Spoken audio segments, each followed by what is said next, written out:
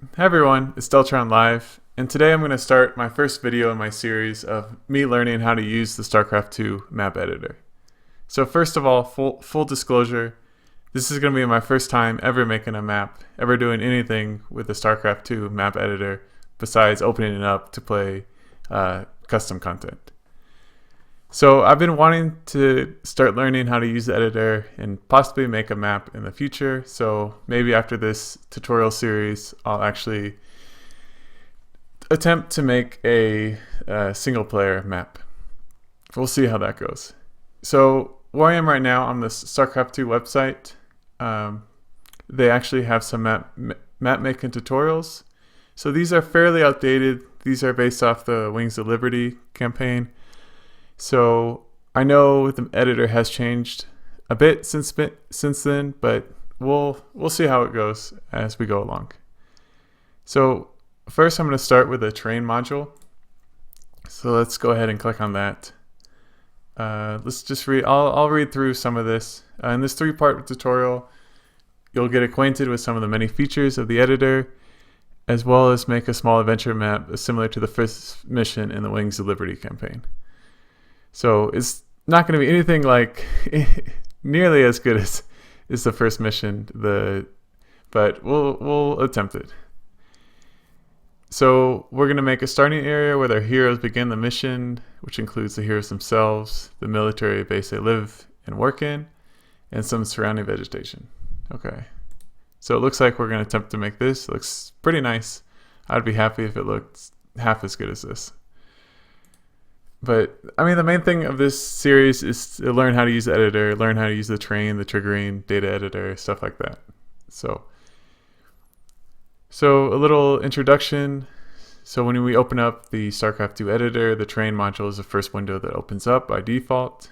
Okay, so let's just go ahead and get started. So let's find the map editor. So that's going to be, again, in your hard drive, where your StarCraft 2 is installed, and then just open up the editor.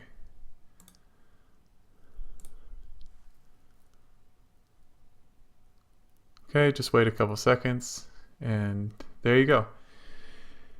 So first things first, you can follow along with me on the website if you like. So we're going to do File, New. We're going to create, let's create an arcade map. And Wings of Liberty, okay, so this is what the tutorial is based on, so we'll go ahead and do that. So it's saying to set the width and height to 112 by 112. It's set up, and it's wanting us to use the Agria jungle tile set. Okay. We'll press OK. And there you go. And you can zoom out, zoom in and out with the middle mouse scroll wheel, and then if you hold down the right mouse button, you can pan around the map. Okay, now we're going to create the terrain. So let's make sure we have this mountain peak selected. It's already selected. So it looks like the first thing that we're going to do are make the cliffs. So this is my first time actually reading through this, so this is going to be a slower type series. So I would only recommend this for absolute beginners like me. So the military base that our heroes work on is going to be located on the edge of a large canyon. So we'll need to use the cliffs tool to create some cliffs for our canyon. Okay, sounds good. So it looks like basically we're going to click the cliff button, and then we're going to want to lower the cliff, and then we just want these organic cliffs. Okay, so use the brush by clicking or holding down the left mouse button on the terrain, and move your view of the map by holding down the right mouse button. Okay, I already told you guys that. And so we're just going to carve some cliffs out on the lower left side of the map. Okay, so let's go ahead and do that. Another thing I learned from custom campaigns, you don't want any of your terrain or cliffs to be kind of straight. So I'll make one like, so you see it's less natural like that. To undo, you can just press here or just Control Z, and that'll undo your last thing that you made. So let's just continue and make these cliffs fairly large. See, I've already made them fairly straight, but this is more just learning how to use the editor than making it look perfect.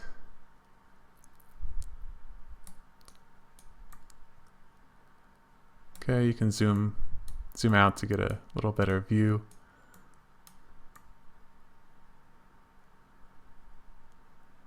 Okay.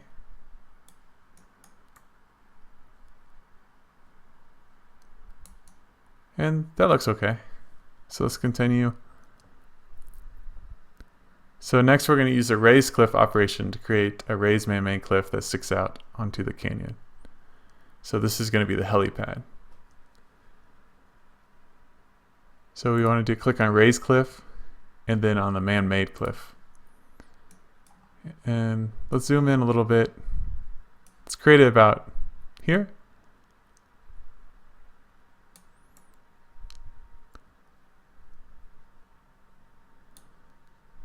That's pretty good. So I didn't want to do that. Just undo. So the helipad needs a ramp, otherwise it'll be inaccessible, of course. So select the add ramp brush, and then ramps can only be drawn onto cliff's edges, not on flat land. Okay. So the ramp, add a ramp. Let's do the organic ramp.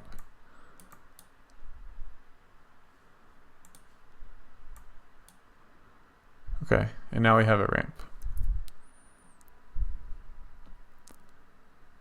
So it's telling us to save the map. That's always a good idea. You never want to lose your work. So let's save as.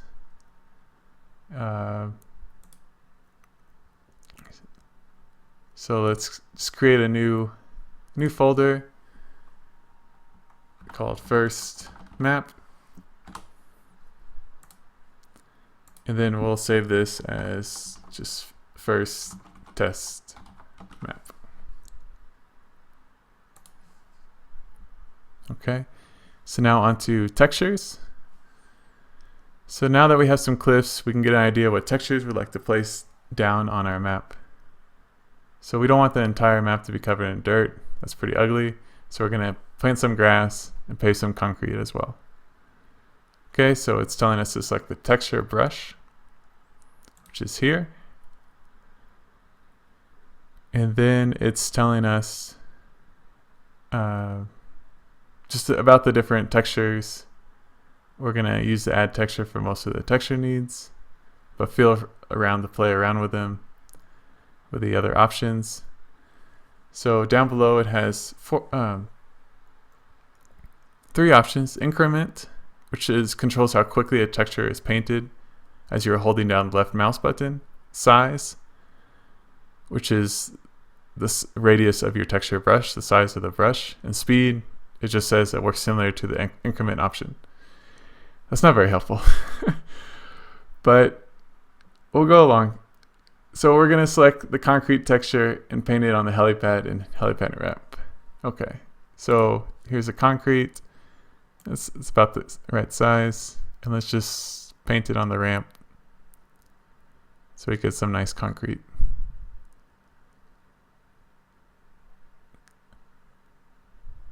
Get some man-made stuff in here. Okay. So continue painting textures around the base. So add some concrete for buildings and hangars to be built on, and some grass areas and dirt pass around the base. Okay. So I guess let's first add the grass, and then we can add the concrete on top, hopefully. Let's increase the size. Assuming we're going to be adding a lot of grass.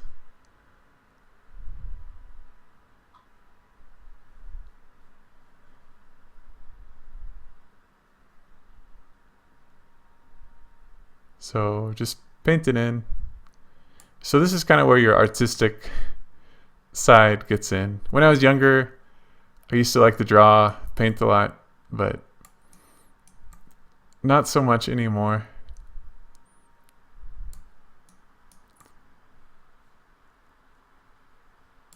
So that should be okay for now. I guess we can always go back later and add more grass. Let's go ahead and add grass to the canyon. Maybe not as completely filled in. And also to the other side of the canyon as well. I mean the valley in the canyon. Whatever you want to call it. I don't know.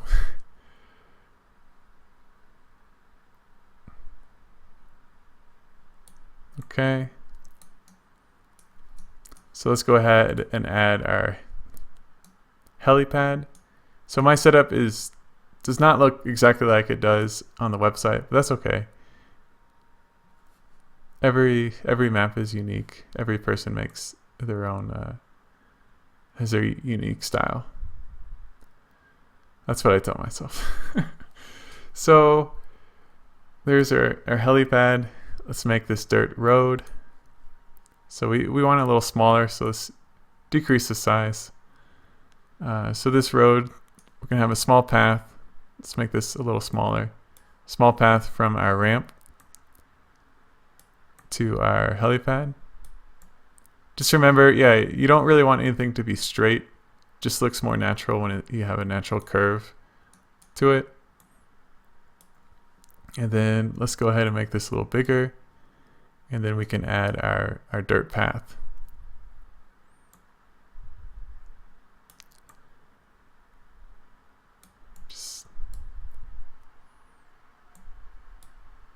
Okay. Let's add some more grass up here. So the increment, if you increase it, it just places the texture down a lot faster. If you decrease it, you can see it takes more time. You have to hold it down longer to get the full texture effect.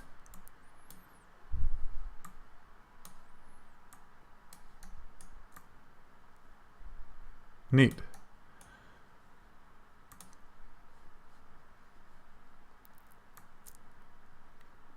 So I'm sure there's lots of shortcuts for increasing and decreasing the size without having to click and drag, but I don't know them right now, so I'm not going to use them, obviously. Okay, let's add some yellow grass in here just to make it a little more natural.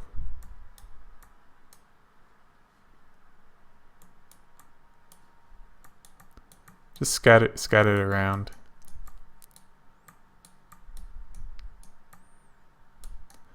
And then a canyon, let's go ahead and add some rough dirt just to make it more like a canyon.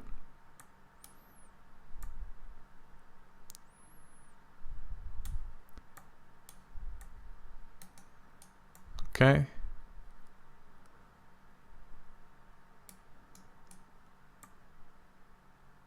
It's actually quite fun. It's kind of you get the feeling where you're drawing. It's kind of relaxing to do this. I'm not very good, but it's still enjoyable. So now onto height. So it looks like we're going to be making canyons. They're often formed by water erosion, so we're going to put a river at the bottom of our canyon. Okay. Before we place the water, we will lower some of the terrain to make a ditch for the water to run. You can use the height brush to raise or lower the terrain without making cliffs. We can also make hills, valleys, craters, and piles of dirt or leaves if we want. So select the height brush button, which is here, and then select the lower option. And now create a ditch that runs through. So I guess we'll create it over our dirt, our rough dirt that we made. Okay.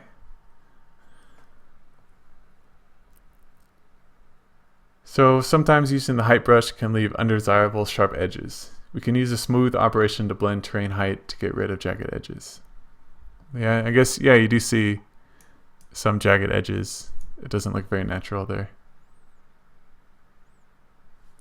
Okay, so let's select the smooth button, and I guess we'll just drag it over. Oh yeah, so it definitely smooths it out.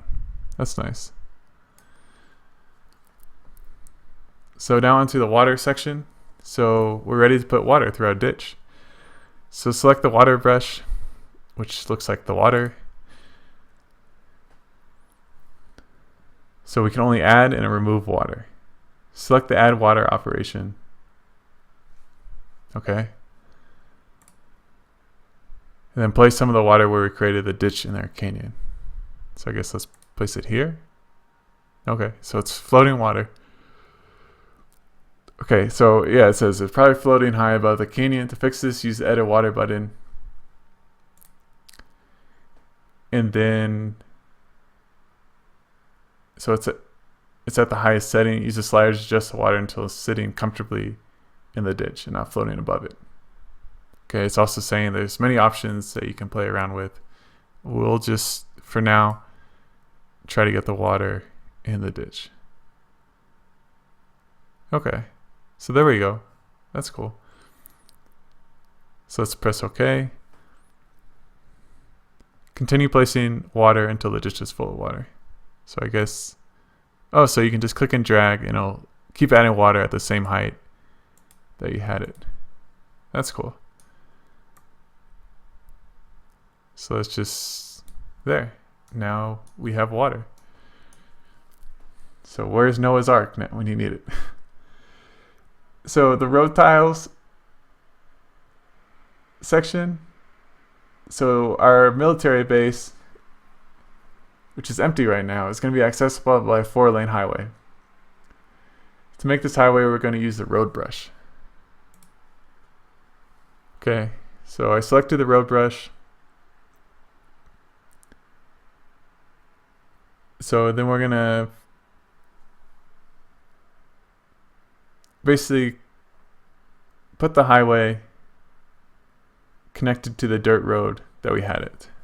Okay, so let's zoom out for this, so we can do this, and then so it looks like you just these orange circles with the dashed orange line between them. Okay, so let's give it kind of a curved until it goes kind of off the map, and then let's continue on this side.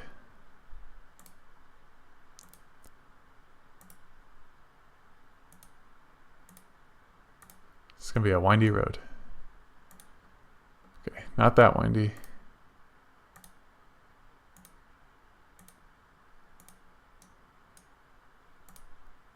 Okay, there we go.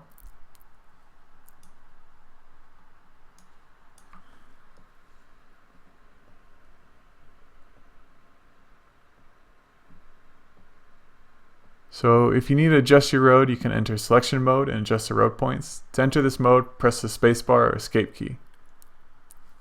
Okay, so I guess let's go back to road, press the spacebar. Okay, so now you can see these little arrows. And then to move the points around, click and drag them.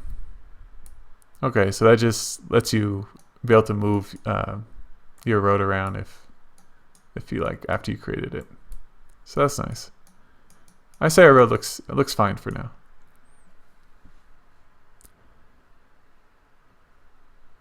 Okay, now we're going to create foliage. So it's a pretty long paragraph on foliage. It's basically saying smaller plants like grass and flowers are placed usually in the foliage generator. The benefits of using the foliage generator is that you don't have to place thousands of grass plots by yourself. And the other advantage of this is that generated foliage this way is much less difficult for the game, so the game runs smoother. So that's always a good thing.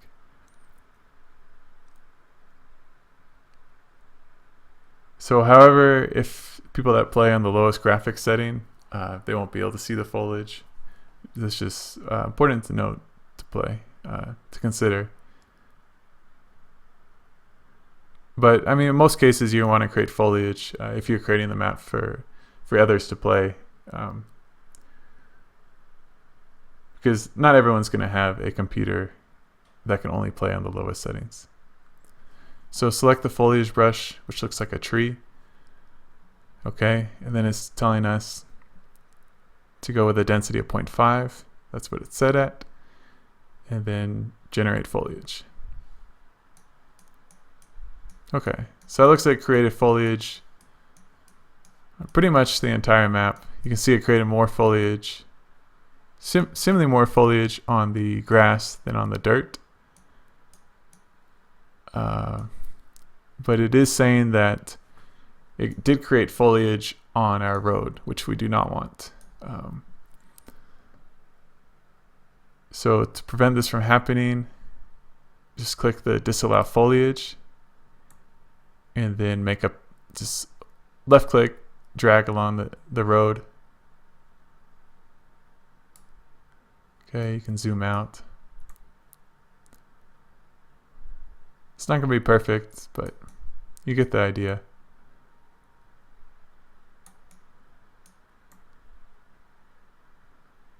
Almost done. Okay, now it's just saying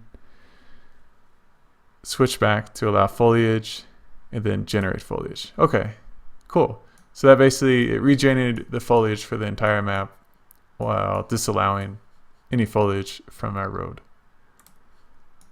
Okay. And I think that's going to be it for our first video. I'm going through this pretty slowly, so I'll make multiple videos. I'll have multiple videos for this terrain part, and then as well for the other parts of the module. So let's go ahead and just save this. Take a look at our beautiful terrain that we created, beautiful water. Maybe we'll even get to add some fishes in here. And yeah, thanks for watching. I appreciate those that have stuck around. So hopefully this is helpful. It's definitely helpful for me, and hopefully it's helpful for you as well. All right, thanks for watching, everyone, and take it easy. Bye.